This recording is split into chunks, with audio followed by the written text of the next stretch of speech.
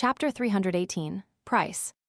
Lumion recited in Ancient Hermes, following the precise, summoning ritual as described in Auror's grimoire and the mystical knowledge of Contractes. The fool that doesn't belong to this era. You are the ruler above the gray fog. You are the king of yellow and black who wields good luck. I beseech your shelter. I pray for your attention. In the name of the fool, I summon a peculiar creature that roams the upper realm, the enigmatic severed hand, the bluish-black throat crusher. Lumion crafted this summoning incantation based on insights from the abscessed hand's data. As the ritual afforded some degree of protection to the subject of the invocation, and since the abscessed hand was not deemed perilous, he omitted the terms weak and friendly, infusing it instead with other phrases that would effectively pinpoint the target creature. The bluish-black candle flames surged, intertwining to shape an ethereal doorway adorned with cryptic symbols. A faint gray mist filled the surroundings, instilling an eerie atmosphere. Gradually, the door creaked open, and a decaying bluish-black severed hand emerged. It loomed twice the size of Lumion's palm, with the potential to crush a human skull. The afflicted severed hand hovered before the enigmatic illusory entrance. Its fingers extended toward Lumion's throat, yet it abstained from aggression. Lumion retrieved a flask of military-grade alcohol, differing in hue, unscrewed the cap, and drizzled a few drops towards the altar where the abscessed hand stood. The liquid struck the ground midway, but with a glint from the Scotch broom-shaped brooch, the bribe was discreetly consummated. Only then did Lumion speak. His voice resonated within his throat and chest as he enunciated alien syllables. These were words he had never encountered, sourced from the mystical knowledge of Contractes, empowering him to master their pronunciation and essence. They fell under the mystical language of fate, an integral part of this arcane tongue. Lumion's vocal resonance coalesced into silvery black glyphs, akin to symbols, materializing from thin air. They descended upon the faux goatskin resting on the altar, melding into a brief yet uncanny covenant. As the pact solidified, Lumion established an intricate connection with the abscessed hand, akin to utilizing the summoning dance to anchor it to his very being. Through this conduit, Lumion gleaned the rudimentary abilities and traits of the abscessed hand, sensing its yearnings in the process. These yearnings were the price Lumion had to pay. Locate my body, or godhood shall elude you forever. An advance payment and a debt to be settled later. Could this be the unfolding of the bribe? No, that's not it. Upon sealing a contract, the price is promptly remitted, manifesting as my inexorable fate of ascending to demigodhood. Once I uncover the remaining segments of the abscessed hand, the reward shall naturally replace the price presently. It's akin to providing ample collateral. Lumion's musings raced as he gleaned the crux of the pact.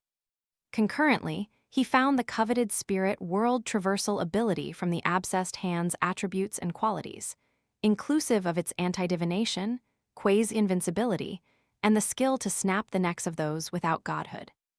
A trait intrinsic to the abscessed hand, not a mere ability. Its effects marginally deviated from Lumion's expectations, yet remained within tolerable thresholds. With decency's utilization window limited to 15 minutes, the cost was bearable, and its attributes neared sufficiency. Lumion squandered no time, summoning the other candidates and vowing in Ancient Hermes. I shall aid you in finding your body. Until then, godhood shall elude me. These words fused with the surroundings, morphing into wisps of bluish-black mist that seeped into the faux goatskin parchment. The abscessed hand descended, leaving a tincture of yellow-tinged, sanguineous pus within the contract's vacant space. Spontaneously, the covenant ignited, yielding myriad silvery black symbols and words.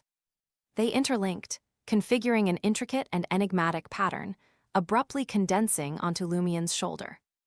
Though concealed beneath his attire, Lumion's psyche conjured an image of his right shoulder. A curious black seal-like emblem materialized there. Instinctively, Lumion apprehended that upon activating the contract sigil, he could harness the abscessed hand's attributes to traverse the spirit world. Dissolution of the contract was only conceivable upon the demise of either party, a destiny preordained. Without bothering to experiment with spirit world traversal, Lumion terminated the summoning and embarked on a fresh ritual. In the name of the Fool, I summon the vengeful spirit that wanders the void, the headless bride in her eternal plight, and the wellspring of a bloodline's malevolence. Once again, the enigmatic illusory portal manifested, enshrouded in bluish-black flames interweaving. A frigid wind swept forth, transforming the summer night into a wintry chill. Lumion observed a form materialize from within the illusory entrance. Adorned in a vibrant red festive gown, meticulously threaded with gold, the figure stood before him. Without question, the figure lacked a head, exuding an aura of deep-seated malice and resentment. Lumion meticulously followed the prescribed procedure, utilizing the liquor as a bribe, reciting the contractual pledge. He discerned the price demanded by the headless bride. Sacrifice a kin or friend. Thank you for your presence, Lumion murmured with a sardonic smile, concluding the summoning. From this seemingly fruitless summoning, he gleaned valuable insights. He confirmed that bribe wielded a degree of influence. The original demand from the headless bride entailed a kin's sacrifice. However, bribe had managed to expand the scope to encompass friends. Lumion's sights next shifted to the human-faced mantis. He had formulated a summoning phrase, the vindictive spirit that wanders the void, a hunter adopting mantis guise, a shapeshifter adept at donning human semblance. Amidst a peculiar swooshing sound, an immense, translucent cyan mantis emerged from beyond the illusory door. Its head bore the visage of youth, handsome and radiant, inadvertently lowering one's guard. Sensing the summoner's presence and gender, the mantis swiftly transformed into a resplendent woman attired in a black evening gown. Internally scoffing, Lumion meticulously fulfilled the entire sequence: bribe, recitation, and perception. The human-faced mantis delineated 3 categories of offerings, requiring solely one to be met: contractor's reproductive organs, contractor's capacity for lying, contractor's immolation at the stake.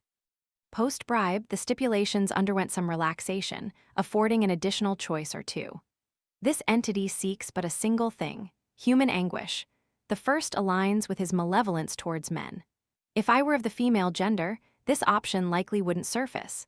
The second corresponds to slanderers and false accusers, while the third aligns with the stake he himself endured, Lumion swiftly concluded. As a pyromaniac, the third demand posed no grave challenge. On one hand, he exhibited formidable resistance to flames, and on the other, enduring agony was his forte. Were this choice absent, Lumion intended to forfeit and subsequently summon several comparable spirit world beings later. Depriving him of the power to lie would markedly undermine his capabilities, rendering survival in a place like Trier implausible. He also wasn't certain if his reproductive organs would return at 6 a.m. after sacrificing them. He didn't want to take the risk. Without delay, he found the Nis face he sought from the arsenal of the human-faced mantis's abilities. Nis had been the name of the human-faced mantis during its living days. The essence of this ability leaned more toward illusion than corporeal transformation.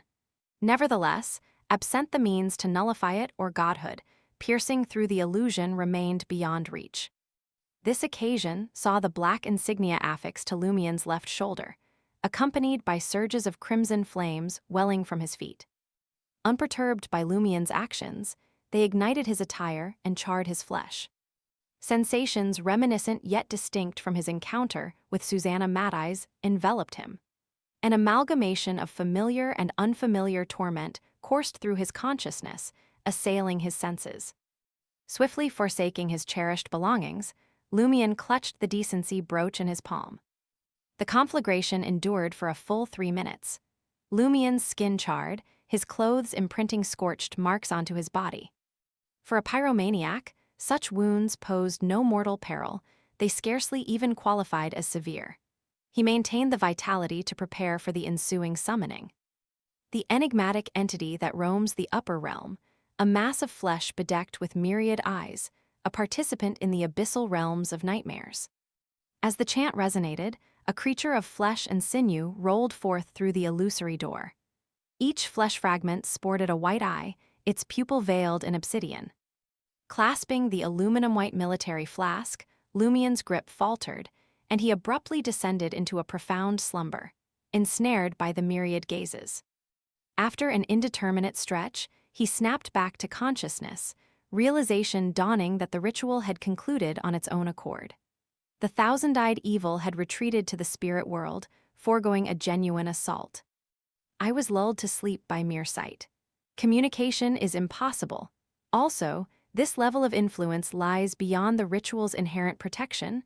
Lumien exhaled, seizing the Salle de Balbrais pocket watch to ascertain the time.